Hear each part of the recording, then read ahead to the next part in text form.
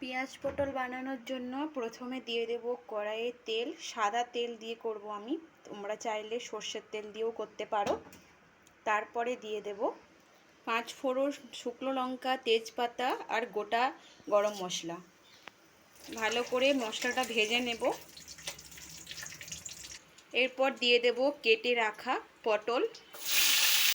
পটলগুলো ভালোভাবে ভেজে নেব। এখন লবণ দেব না, তাহলে কিন্তু পটল থেকে জল বেরিয়ে যাবে।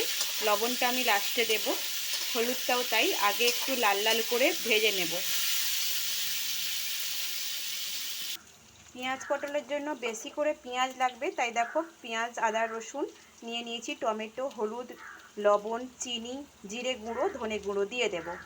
পটলটা লাল করে ভাজা হয়ে গেছে, দেখতে পাচ্ছ। এবার দিয়ে দেব যে মশলাটা তৈরি করে রেখেছিলাম, সেই মশলাটা দিয়ে দেব।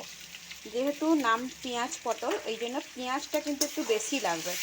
খেতে কিন্তু খুব সুন্দর হয়, একবার ট্রাই করে বাড়িতে দেখবে। রুটি, ভাত সব দিয়েই খাওয়া যাবে। হয়ে গেছে, এবার দেখো তেল বেরিয়ে গেছে সাইড দিয়ে। এবার আমরা ভালোভাবে নামিয়ে নিতে পারবো। এই দেখো তেল ছেড়ে যাচ্ছে। আমাদের এই একটু শুকনো শুকনো করে ভেজে নিলেই গরম ভাতে খুব সুন্দর লাগবে খেতে। আমাদের পেঁয়াজ পটল দেখো রেডি হয়ে গেছে। শুকনো ভাতে 1 চামচ থাকলে আর কিছুই লাগে না, রুটি দিয়েও খাওয়া যায়।